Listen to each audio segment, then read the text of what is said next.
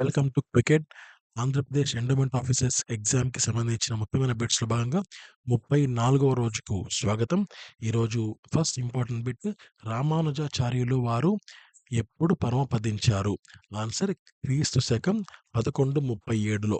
Next, రామానుజాచార్యుల వారు నెలకొల్పిన సాంప్రదాయం ఏది? వైష్ణవ మత ప్రచారానికి, వ్యాప్తికి, క్రమబద్ధమైన దేవతారాధన. నెక్స్ట్, ప్రతి వైష్ణవ దేవాలయంలో సాధారణంగా ఎవరి విగ్రహం తప్పనిసరిగా ఉంటుంది? ఆన్సర్ రామానుజుల వారి విగ్రహం. నెక్స్ట్, రామానుజుల వారి, ఇక్కడ కొంచెం మిస్టేక్ అయింది, సారీ. రామానుజుల, ఇక్కడ లా రావాలి. రామానుజుల వారి జు యా వారి మరణానంతరం వైష్ణవ మతంలో ఏర్పడ్డ శాఖలు ఏవి అంటే తెంకలి లేదా తెంకటి, వడకలై అనే 2 శాఖలు. నెక్స్ట్, తెంకలి శాఖకు నాయకత్వం వహించినది ఎవరు అంటే పిళ్ళై లోకాచార్యుల వారు. వడకలై శాఖకు నాయకత్వం వహించినది వేదాంత దేశికులు. తర్వాత అజామేలుడు నివసించే పట్టణం ఏంటి అంటే కన్యాకుబ్జము. బలిచక్రవర్తి భార్య అసన. నాభాగుని కుమారుడు అంబరీషుడు. రాముడిచే చంపబడ్డ రాక్షస స్త్రీ ఎవరు అంటే తాటకి. 671 చూద్దాం ఇప్పుడు.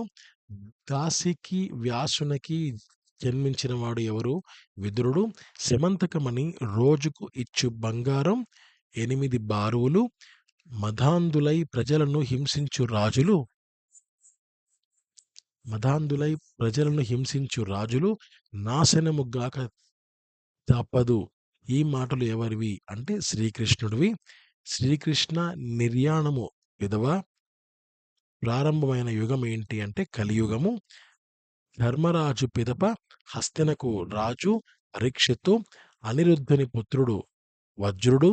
బ్రహ్మదేవుని యొక్క నీడ ఎవరికి ప్రతీక అంటే దేవహుతి కర్ణముడు.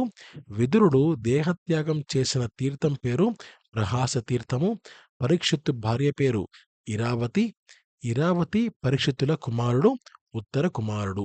సో ఇంతటితో 34వ రోజు పూర్తి చేసుకున్నాం. మనం 680 క్వశ్చన్స్ పూర్తి చేసుకున్నాం.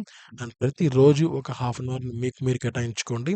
ఎగ్జామ్ ఎప్పుడో దూరంగా ఉంది అని అనుకోకండి. నోటిఫికేషన్ వచ్చే అవకాశం, ఏ క్షణమైన నోటిఫికేషన్ వచ్చే అవకాశం ఉంది.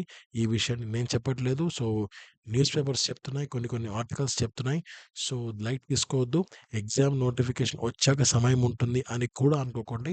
నోటిఫికేషన్ వచ్చిన కేవలం ఒక 45 days to 50 days మాత్రమే సమయం ఇస్తున్నారు. ఇది ఏబిపిఎస్సి చాలా ఫాస్ట్గా ఉంది. డిఎస్సి విషయంలో అదే జరిగింది.